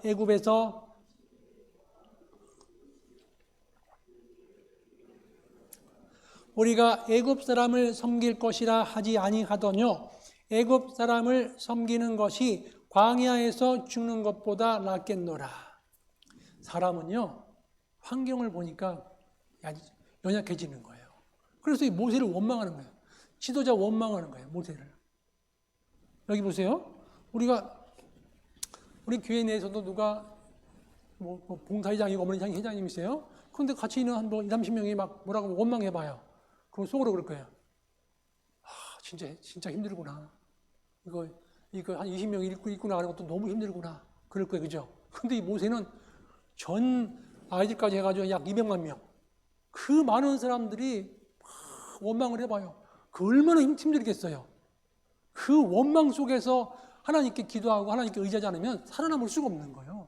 그냥 다 포기하고 가고 싶을 때가 한두 번이 아니었을 거라고요. 모세가. 하나님이 모세와 그렇게 함께하고 싶었어요. 그래서 모세야. 모세는 계속 제가 못한다고 반박했잖아요. 그래도 하나님께서 계속해서 모세와 같이 하고 싶었어요. 왜냐하면 준비됐기 때문에 그래요. 하나님이 준비시켰던 사람이잖아요. 모세는 40년 왕실에서 40년 광야에서 80년을 준비시켰단 말이에요. 하나님. 그 모세와 함께 하시는 하나님께서. 그 훌륭한 모세 지도자를 하나님께서 키우셨고 그 키운 지도자를 계속해서 사용하시는데 그 어려움 가운데서도 하나님께 나아같이 하나님께 원망하는 게 없어요. 모세는. 그러면 진퇴양난은 꽉 막힌 상황에 처했을 때 우리 성도들의 자세는 어떤 자세가 필요할까 하는 거죠. 보실까요? 출애굽기 14장 13절 14절 우리 성도들의 자세는 어떤 자세가 필요한 거죠? 13절 14절 모세가 백성에게 이르되 너희는 두려워 말고 가만히 서서 여호와께서 오늘날 너희를 위하여 행하시는 구원을 보라. 너희가 오늘 본 애굽 사람을 또 다시는 영원히 보지 못하리라. 14절 같이 읽겠습니다.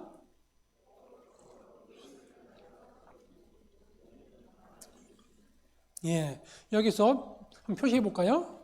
13절에 두려워 말라 표시해 보세요. 두려워 말고 표시해 보세요. 우리가 할 일은 세 가지를 집중을 해야 돼요. 첫 번째, 두려워하지 않는 거예요. 그 진퇴양난 상황 속에서 우리가 할 일은 두려워 말아야 되는 거예요. 첫 번째는. 그 다음에 넘어갑니다. 가만히 서서 표시해 보세요. 가만히 서서. 위기 상황에서는 하나님을 신뢰하고 조용히 기다리는 것이 필요해요. 그 위기 상황에서는 하나님을 신뢰하고 조용히 기다리는 것이 필요하다. 가만히 서서 넘어갑니다. 그 다음에 14절 끝에 가면 가만히 있을지니라. 세 가지가 중요한 거예요. 우리도 진퇴양난의 상황이 주어지면 첫 번째는 두려워하지 말아야 되고 두 번째는 가만히 서서 하나님께서 어떻게 이 일을 처리하시는지를 하나님을 신뢰하고 조용히 기다리는 것이 필요해요. 가만히 서서 세 번째, 가만히 있을지니라. 떠들지 말고 난리치지 말고 간절히 기도하면서 가만히 있으라는 거예요. 여기 보세요. 가만히. 처음에는 두려워하지 않아야 되는 거예요. 왜냐하면 우리는 하나님 자녀이기 때문에 자녀로는 아버지께 가까이 하는 게 중요하잖아요. 아버지 그러잖아요. 아버지 도와주세요 그러잖아요. 우리도 두려워하지 말고 하나님을 바라보고 능력이 무한되신 하나님께 맡기고 의지하고 다가가서 가만히 서서 하나님께서 어떻게 이 위기를 극복해 주시는지를 지켜보는 거예요. 가만히 서서. 이스라엘 백성들이 여리고성을 함락시킬 적에도요, 돌적에 입 다물라 그랬거든요. 가만히 있으라는 거예요, 돌적에는. 왜냐하면 하나님께서 어떤 역사가 일어난지를 못 본단 말이에요. 막 말이 많고 가만히 안 있으면 하나님께서 역사하시는 과정을 못 본다니까요. 그러니까 우리가 할 일은 하나님께서 어떻게 역사하시는지 지켜봐야 할 거 아니에요. 그래서 가만히 서서 시킨 대로 하는 거예요. 순종하는 거예요. 가만히 있을지니라. 우리가 할 일은 그건 거죠. 하나님께서 어떻게 역사하시는지 역사하시는 과정을 보자는 거죠. 그게 신앙생활인 거예요. 가만히 있을지니라. 우리는 여호와의 구원하심을 보고 행하는 거예요. 보실까요? 출애굽기 14장 15절로 16절. 여호와께서 모세에게 이르시되 너는 어찌하여 내게 부르짖느냐 이스라엘 자손을 명하여 앞으로 나가게 하고 16절 지팡이를 들고 손을 바다 위로 내밀어 그것으로 갈라지게 하라. 이스라엘 자손이 바다 가운데 육지로 행하리라. 하나님께서 어떻게 행하실 거를 알려준 거잖아요. 그죠? 그래서 모세는 하나님 시킨 대로 하는 거예요. 지팡이를 들고 손을 바다 위로 내밀었던 거예요. 지팡이를 들고 손을 바다로 내밀으니까 그것으로 갈라지게 하라. 그 말씀대로 홍해가 갈라지는 거예요. 두 번째, 홍해가 갈라지는 기적의 교훈이죠. 넘어갑니다. 출애굽기 14장 21절로 22절.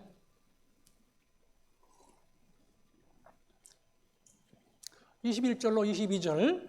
모세가 바다 위로 손을 내어민데 여호와께서 큰 동풍으로 밤새도록 바닷물을 물러가게 하시니 같이 읽겠습니다. 물이 갈라져 바다가 마른 땅이 된지라.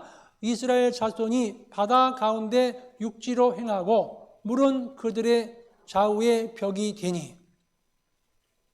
잘 보세요.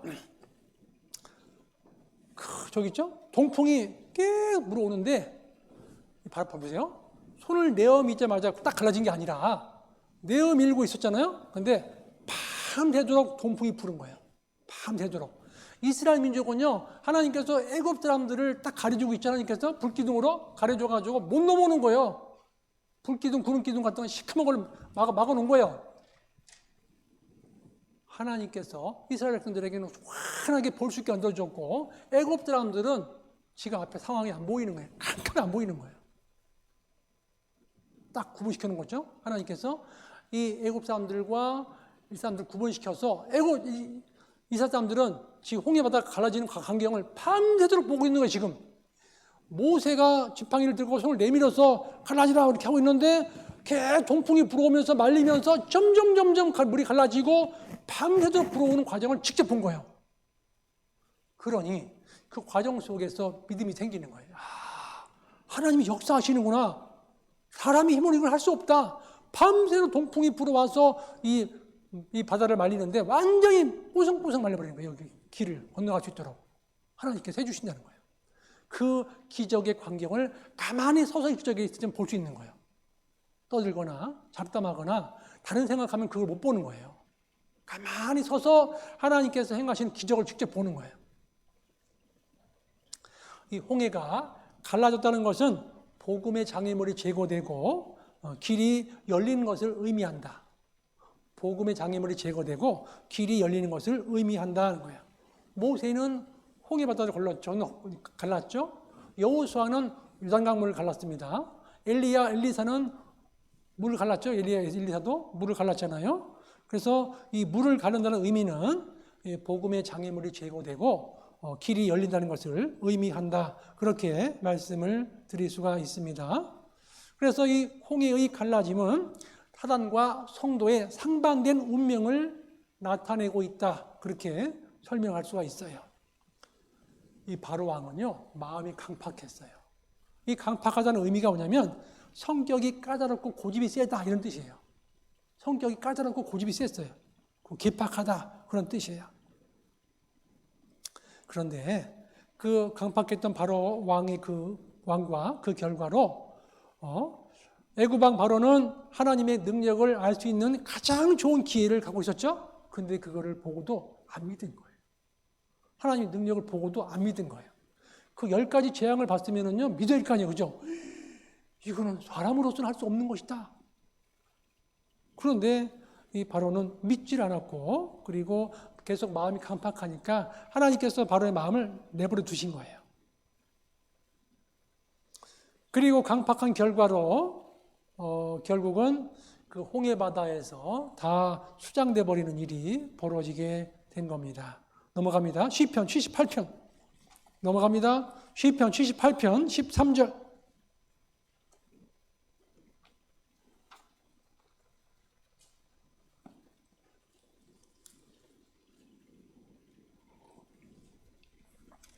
시편 78편 13절로 17절. 저가 바다를 갈라 물을 무더기같이 서게 하시고 저희로 지나게 하셨으며 낮에는 구름으로 온 밤에는 화강으로 인도하셨으며 광야에서 반석을 쪼개시고 깊은 수원에서 나는 것 같이 저희에게 물을 흡족히 마시우셨으며 또 반석에서 시내를 내사 물이 강같이 흐르게 하셨으나 저희는 계속하여 하나님께 범죄하여 황야에서 지존자를 배반하였도다. 그랬어요. 그러니까 얼마나 이 출애굽한 이스라엘 사람들도 마음이 강팍했죠. 이스라엘 사람들도 마음이 강팍했고 예수님 당시에 유대인들도 마음이 강팍했고 가룟 유다도 마음이 강팍했잖아요. 그죠? 결국은 이 마음이 강팍하면 마귀에 쓰임받기가 쉬워요. 마음이 강팍하신 분들은. 그런데 우리 시대에도 굉장히 마음이 강팍해요. 성경이 문자 그대로 이루어지는 것을 보고도 마음이 강팍하다는 거예요. 우리 시대에도. 하나님이요. 사람이 계속해서 마음이 강팍하면 그대로 놔두십니다. 놔두시는 거예요. 그리고 강팍한 사람들에게 하나님께서 경고하십니다. 그죠? 마음을 돌이키라고. 계속해서 자기 주변에 있는 걸 환경을 통해서 마음 돌이키도록 하시는데 계속 강팍하게 하면은 어쩔 바가 없는 거예요. 그냥 놔두시는 거예요, 하나님께서. 어미 닭이요, 알을 품잖아요. 알을 품어요. 품을 적에는 자기 품는 걸 골고루 그 몸 품고 있는 알이 있잖아요. 골고루 섞어줘요. 계속해서 시간 지나면 여기 이렇게 왔다 갔다 이렇게 섞어줘요. 알이 만약에 8개, 10개 있다면 10개를 골고루 섞어줘요. 한 군데 뜨거울 수 있어요. 한 군데만 있으면. 골고루 섞어주는 거예요. 골고루. 가만히 있는 게 아닌 거예요. 그러다가 다섯 개는 깨어나고 3개는 안 깨어나잖아요. 그렇게 똑같이 품었는데도 안 깨어나면 쳐다도 안 보는 거예요. 깨어난 병아리만 데리고 가는 거예요. 하나님은 전 세계를 품으신 거예요. 전 세계 모든 사람들을 품고 있어요. 계속해서 믿을 수 있는 증거를 주시고 보라고 하는 거예요. 계속 간파하잖아요. 안 믿잖아요. 놔두는 거예요. 깨달은 사람만 데리고 가는 거예요. 똑같은 거예요. 그런 일이 계속해서 지금 하나님께서 우리에게 알려주고 계시는 것이죠.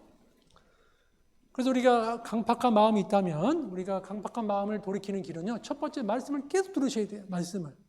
말씀을 들어야 강팍했던 마음이 부드러워져요. 그리고 하나님의 은혜를 받아야 되고 그리고 피차 권면을 해줘야 돼요. 먼저 말씀을 깨달으신 분들이 주변 분들에게 피차 권면을 해줘야 돼요. 마음이 강팍해지는 것을 벗어나기 위해서는. 그리고 모이기를 힘쓰셔야 돼요. 코로나라 모이기가 점점 어려워지잖아요. 근데 모이기를 힘쓰는 걸 피해지면 점점 다 침체돼 버려요. 가라앉아 버립니다. 마음이 강팍해져요. 그래서 어떻게든지 모이기를 힘쓰셔야 돼요. 어떻게든 간에. 그리고 우리가 마음을 강팍해지는 걸 벗어나기 위해서는 주님의 재림을 소망해야 돼요. 주님 만날 것을 늘 기대하셔야 돼요. 그러면 하나님께서 이 사단과 성도의 상반된 최후의 운명이 벌어지는데 애굽 진영과 이스라엘 진 사이에 넘어가지 못할 벽을 세워주시죠. 보실까요? 출애굽기입니다. 출애굽기 넘어갑니다. 14장. 출애굽기 14장입니다. 20절. 출애굽기 14장 20절입니다.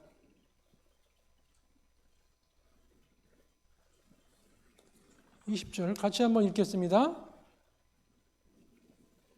애굽진과 이스라엘 진 사이에 이르러 서니 저편은 구름과 흑암이 있고 이 편은 밤이 광명하므로 밤새도록 저편이 이 편에 가까이 못하였더라. 하나님께서 딱 구분시켜 주는 거죠. 저편은 구름과 흑암이 있는 거예요. 그러니까 깜깜한 거예요. 희망이 없는 거예요. 근데 이 편은 밤이 광명하다는 거죠.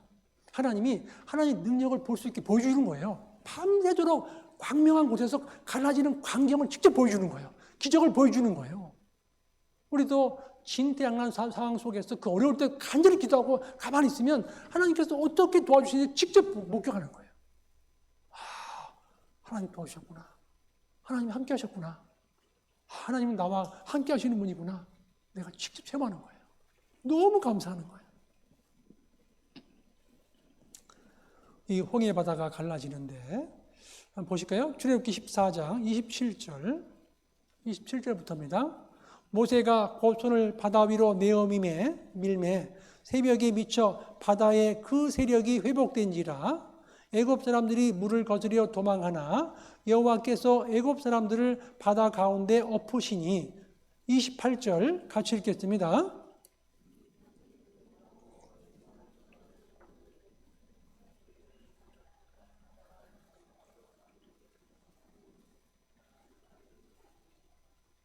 그러나 이스라엘 자손은 바다 가운데 육지로 행하였고 물이 좌우의 벽이 되었더라. 그날에 여호와께서 이같이 이스라엘을 애굽 사람의 손에서 구원하심에 이스라엘이 바닷가의 애굽 사람의 시체를 보았더라. 이스라엘이 여호와께서 애굽 사람들에게 베푸신 큰 일을 보았으므로 백성이 여호와를 경외하며 여호와와 그 종 모세를 믿었더라. 직접 현상을 보고 이제 확실히 믿어버린 거예요. 야, 하나님께서 하셨구나. 하나님께서 하셨구나. 딱 믿어버린 거예요. 그죠? 잘 보세요. 밤새도록 물이 갈라지는 거를 이제 직접 보고, 그러고서 이제 홍해 바다로 갔는데 이게 마른 땅인 거예요. 칠퍽칠퍽하면 얼마나 힘들겠어요, 거기. 그죠? 하나님께서 바다 길을 안 말렸으면은요, 걸어가기 어려워요. 그 물 밑에는 저기 있잖아요. 뭐 진흙 같은 거 있을 거 아니에요. 그죠? 그거 하려고 보면 한참 걸려요. 완전히 말려서 가기 좋게 해주신 거예요. 그거 건너왔는데 보니까 애국 사람들이 들어왔는데 거기서 물이 덮여가지고 그 시체가 떠나는 걸 본 거예요. 직접 눈으로. 그리고 모세도 믿게 됐고 하나님도 확실히 믿게 된 거예요. 그 위기 속에서 하나님의 능력을 직접 목격하게 된 거예요. 그런데요, 애굽 사람들은 왜 죽었느냐면요, 보세요. 죽은 이유가 뭘까요, 애굽 사람들은? 애굽 사람들은 이게 실제 이게 될까? 애굽 사람은 시험한 거예요. 근데 이 이스라엘 사람들은 믿은 거예요. 좌우에 벽이 됐잖아요. 좌우에 이 물이 갈라져가지고 벽이 돼가지고 무서웠을 거예요. 벽이 돼가지고 이렇게 양쪽에 물이 쌓여 있으니까 지나가다가 이거 덮치면 죽는데 그 생각이 들 수 있죠. 모세의 말을 전적으로 따른 거예요. 건너가라. 하나님 말씀이다. 그 믿음을 근거해서 건너간 거예요. 그냥 건너간 게 아닌 거예요. 보실까요? 히브리서입니다. 11장. 히브리서 11장 넘어갑니다. 29절. 히브리서 11장 29절.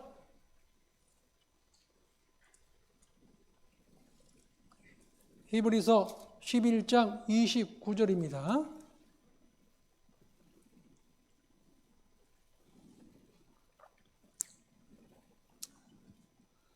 같이 읽겠습니다. 믿음으로 저희가 홍해를 육지같이 건넜으나 애굽 사람들은 이것을 시험하다가 빠져 죽었으며.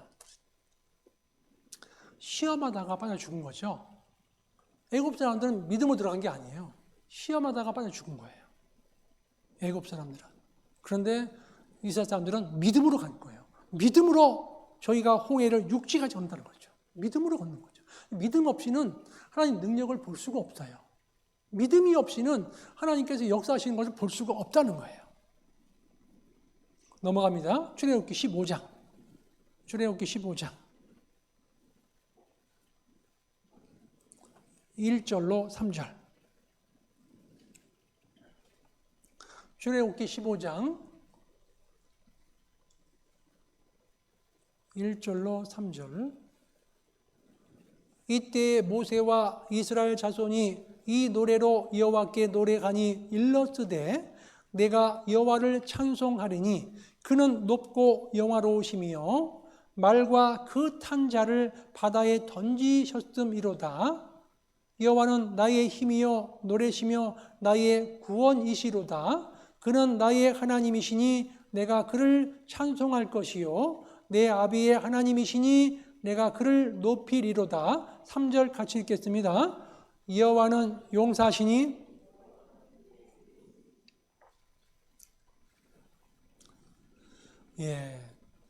그 이스라엘 민족은요 하나님의 능력을 직접 보고 믿었잖아요, 그죠? 우리도 신앙생활하면서 그 진퇴양난의 상황 속에 있을 때 하나님의 능력을 직접 목격하는 거예요. 그리고 믿음이 더 자라는 거예요. 성장하는 거예요. 그렇구나. 이 위기는 위기가 아니고 나를 단련시키는 거구나. 하나님께서 이 위기를 통해서 나를 더 견고하게 하시는구나. 깨닫는 거예요. 그래서 십자가의 도는요, 멸망하는 자들에게는 미련하지만 구원을 얻는 우리에게는 하나님의 능력인 거예요. 하나님의 능력이라는 거죠. 그게 고린도전서 1장에 나오죠. 1장 18절에 십자가의 도가 이게 안 믿는 자에게는 멸망하는 자들에게는 미련한 것이에요. 그런데 구원 얻는 우리에게는 하나님의 능력이다 하는 것입니다. 세 번째, 이 홍해 횡단의 영적 의미죠. 이 홍해 횡단의 영적인 의미가 뭐냐는 거죠. 성경 보실까요? 성경 고린도전서 10장. 고린도전서 10장 1절로 2절. 고린도전서 10장 1절로 2절. 제 얼굴을 보여주세요. 화면. 고린도전서 10장 1절로 2절. 홍해 횡단의 영적 의미입니다. 형제들아 너희가 알지 못하기를 내가 원치 아니하노니 우리 조상들이 다 구름 아래 있고 바다 가운데로 지나며 같이 읽겠습니다. 모세에게 속하여 다 구름과 바다에서 세례를 받고. 이 홍해 횡단은요 침례를 통하여 성도가 그리스도와 연합되는 것의 모형인 거예요. 성도가 그리스도와 연합되는 것의 모형인 거예요. 잘 보세요. 구원받을 적에 주님과 한 몸이 된 거예요. 그죠? 우리는 주님이 피로써 주님이 자기 자기 목숨과 맞바꿔 놓은 거예요. 주님 거에 이제는 나는 주님 거라는 거예요. 주님과 한 몸이 된 거예요. 그래서 홍해 바다 건널 적에 신이 받았죠. 나는 죽었고 나는 다시 나왔죠. 새 생명이 됐다는 거죠. 부활의 권능을 믿고 나오는 거예요. 그래서 우리는 나는 죽었고 옛사람은 죽었고 새 사람이 살았다 하는 겁니다. 한번 보실까요? 로마서 6장입니다. 로마서 6장 넘어갑니다. 4절.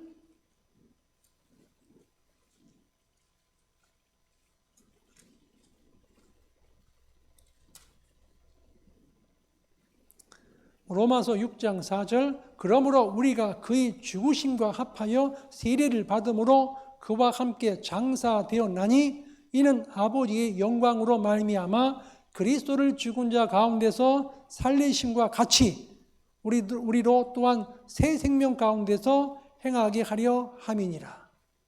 우리는 내 옛 생명은 죽었고 새 생명을 받은 거잖아요. 주님이 우리를 다시 살려놨잖아요. 우린 부활했잖아요. 이제. 응? 새 생명을 얻은 사람들이에요. 그래서 그 유월절은요 어린 양의 죽음이잖아요, 그렇죠? 유월절. 그리고 죄의 형벌에서 구원받은 거잖아요. 그리고 유월절은 그리스도가 대신 죽은 거예요. 그게 로마서 3장에서 5장까지 말씀이고, 구원을 우리는 이제는 죽음을 두려워할 필요 없잖아요. 우리는 가는 거예요, 천국으로. 이 홍해의 횡단은요 그리스도의 부활을 의미하는 거죠. 그리스도의 부활, 그리고 죄의 권세로부터 구원받은 거예요. 죄의 권세로부터. 그리고 그리스도와 함께 우린 죽었다. 주님과 우리 한 몸이다. 그게 로마서 6장에서 8장의 내용이에요. 성화. 우리는 성화되는 삶을 살아가는 거예요. 점점 주님처럼 닮아가는 거예요. 그래서 우리는 성도로서 부활의 삶을 살아가야 된다. 부활의 삶을 살아가야 된다는 겁니다. 그래서 홍해에서 애굽 사람들은 죽었고 이스라엘 사람들은 살아났잖아요. 홍해에서. 애굽 사람들은 죽었고 이스라엘 사람들은 살아났다. 그래서 살아났다는 것은 부활을 의미한다 하는 겁니다. 구원받은 성도는 부활의 삶을 살아야 한다라는 것을 우리에게 알려주고 계시고 새 사람으로서 새 삶을 살아가야 된다. 로마서 6장입니다. 5절. 로마서 6장 5절. 만일 우리가 그의 죽으심을 본받아 연합한 자가 되었으면, 그죠? 이 조건이죠? 되었으면 또한 같이 읽겠습니다. 그의 부활을 본받아 연합한 자가 되리라. 그렇죠? 우리는 부활의 삶을 살아야 돼. 성도는 부활의 삶을 살아가야 된다. 부활을 본받아 연합한 자가 되리라 하는 거죠.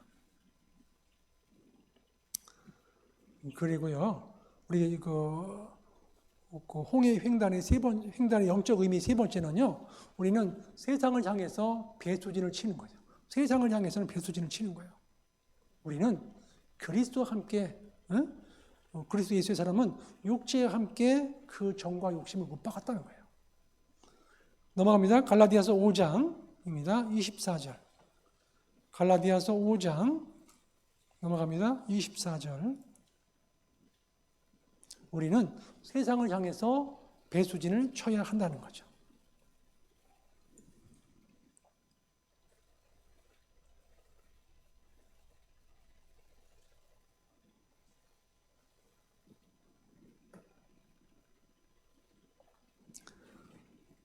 갈라디아서 5장 24절. 그리스도 예수의 사람들은 같이 읽겠습니다. 육체와 함께 그 정과 욕심을 십자가에 못 박았느니라. 세상을 향해서는 우리는 배수진을 쳐야 한다. 이 홍해 횡단의 영적 의미죠. 그래서 이 홍해 횡단의 영적 의미 첫 번째는 홍해 횡단은 침례를 통해서 성도가 그리스도와 연합하는 모형이다. 그리고 성도는 부활의 삶을 살아가야 된다. 그리고 성도는 세상을 향해서는 배수진을 치고 살아야 된다. 배수진을 치고 살아야 한다는 거예요. 잘 보세요. 요셉이 있죠. 요셉이 그 애굽 땅에 가가지고 종로로 살면서 얼마나 힘들었겠어요. 비난도 받고 막 어떤 사람 욕도 할 것이고 저 천한 것이 왔다 그러고 막 같은 주변 사람들이 어려움을 많이 겪었을 거예요. 천한도 당하고. 그리고 형들에게 팔려갔잖아요. 얼마나 형들이 처음에 미웠겠어요. 그 처음에는 마음속에 육신은. 그래서 이 요셉이라는 사람이 깨달은 거예요. 자기가 왜 애굽 땅에 먼저 왔는지를 깨달은 거예요. 우리 민족을 구원하기 위해서 하나님께 나를 먼저 보냈구나. 그러니까 나는 그 미워할 것도 없고 고난당한 곳에서 미련 가질 필요 없겠구나. 그래서 자기가 첫 번째 낳은 아들 이름을 지은 거예요. 므낫세라고. 므낫세라는 뜻이 뭐냐면 잊어버렸다는 뜻인 거예요. 잊어버림 이런 뜻이에요. 므낫세, 잊어버림. 고난받은 것도 잊어버리고 형들이 나에게 핍박하고 어렵게 했던 것도 다 잊어버렸다는 거예요. 싹 잊어버린 거예요.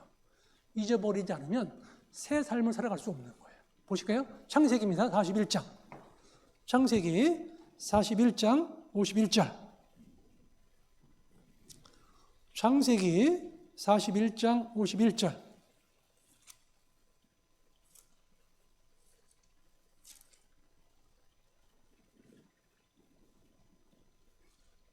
창세기 41장 51절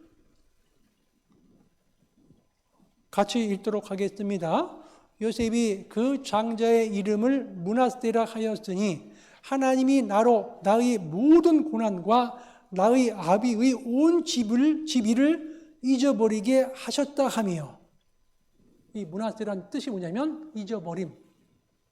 그래서 하나님이 나로 나의 모든 고난, 그죠? 모든 고난, 나의 아비의 온 지비를 잊어버리겠다는 거예요.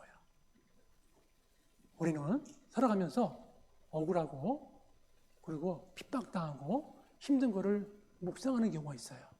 그거를 계속 갖고 가는 경우 있죠. 그러면 신앙의 진보가 없어요.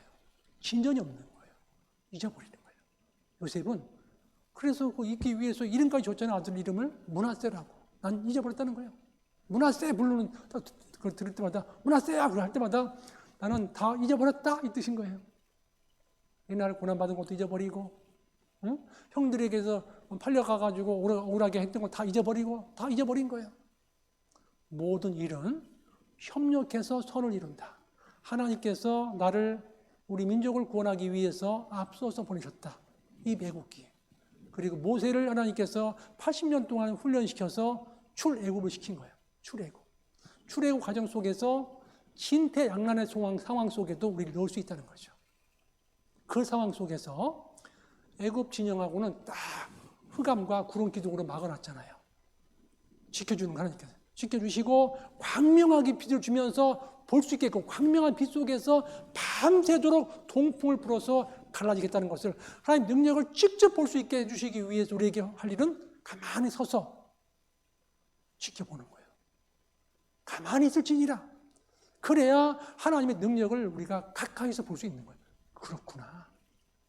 우리는 천국에 가는데 과정 속에 있구나. 지금 이스라엘 민족을요, 애굽 땅에 나와서 홍해바다 건너자마자 사흘길을 걸어가는데 먹을 물이 없는 거예요. 가서 보니까 물이 보여 있어요. 딱 보니까 물이 막 쓰는 거 못 먹겠는 거예요. 네? 그게 무슨 물이에요? 네? 처음에 갔다 딱 거기 쓴물이죠, 쓴물. 그 쓴물을 단물로 바꿔주셨잖아요. 그죠? 주님께서. 나무를 던져버리니까 그 쓴물이 단물로 바뀌었잖아요. 쓴물이. 제일 먼저 뭐냐면, 물이 바뀌었다는 것은 뭐냐면, 물은 이런 뜻을 갖고, 중동 지역에서는요, 중동 사람들은 눈이 쏙 들어가 있어요. 이렇게 눈이 쏙 들어가 있어가지고, 샘. 이런 뜻이거든요. 아인, 눈. 히브리어로 아인, 눈, 샘. 그런 뜻이에요. 그래서 눈을 보고 있으면 샘이 나오는 것처럼 이렇게 쏙 들어가 있어요. 쉽게 이해하거든요. 그러니까 하나님께서 물을 바꿨다는 의미는 뭐냐면 가치관을 바꿔준 거예요. 우리 보는 눈 가치관을. 애굽에서 세상을 향해서 봤던 그 가치관에서 하나님을 향하는 가치관으로 눈을 바꿔주는 거예요. 제일 먼저 하는 일이에요. 주님께서. 가치관. 인생관, 직업관, 물질관이 바뀌는 거예요. 딱 구원받고 나면. 진리를 깨닫고 나면 별거 아니구나. 세상에서 그렇게 소중하게 봤던 건 다 별거 아니구나. 아무것도 아니구나. 딱 깨닫는 거예요. 인생의 가치관을 먼저 딱 바꿔주시는 거예요. 주님께서요. 그래서 우리가 이 진퇴양난을 통해서 그 하나님의 기적을 맛볼 수가 있다. 그래서 그 위기 쪽에 두려워하지 말고, 그죠? 두려워하지 말고 철저히 하나님께 의지하고 하나님께 더 기대서 하나님께 부르짖고 그 가운데 가만히 서서 하나님의 능력을 보는 것이 신앙생활이다. 그러면 우리는 더 신바람나게 주님 오실 때까지 신앙생활을 잘할 수 있다. 하나님은 이 세 사람 요셉과 바로와 야곱의 꿈을 통해서 그 민족을 형성하기를 작정하시고 그 모든 것들을 다 준비하셨다. 우리도 이 땅에 태어나신 목적이 있다. 그냥 왔다 가는 게 아니라 태어난 날이 있고 죽는 날이 있는 과정 속에서 주어진 시간 속에서 하나님이 역사하시고 다스려 가시는 그 역사 속에 우리도 계속해서 동참해서 주님 영광을 위해서 살다가 가는 게 우리가 할 일이다. 그렇게 말씀을 드리고 싶습니다. 오늘 진퇴양난을 통한 기적, 진퇴양난을 통한 기적이란 주제를 가지고 같이 성경을 상고했습니다. 다 같이 기도하시겠습니다. 하나님 아버지 감사합니다. 그 이스라엘 민족을 준비시켜 주셨고 그리고 애굽 땅에서 살지 못하게끔 그곳에 미련을 두지 않게끔 나올 수밖에 없는 환경을 만들어 주셨고 그리고 나올 때 그 위기 가운데 그 진퇴양난 상황 속에서도 하나님께 부르짖을 적에 하나님께서 저희들에게 요구하신 것은 두려워하지 말고 가만히 서서 가만히 있을지니라라고 말씀하셨습니다. 저희들 하나님께 맡기고 의지하고 그러는 가운데 하나님의 능력을 더 맛볼 수 있도록 도와주시고 하나님께 더욱 영광 돌리는 귀한 삶을 살다가 주님 앞에 갈 수 있도록 축복해 주시옵소서. 저희를 언제나 사랑해 주시는 고마우신 예수님의 이름으로 감사하며 기도드렸습니다. 아멘.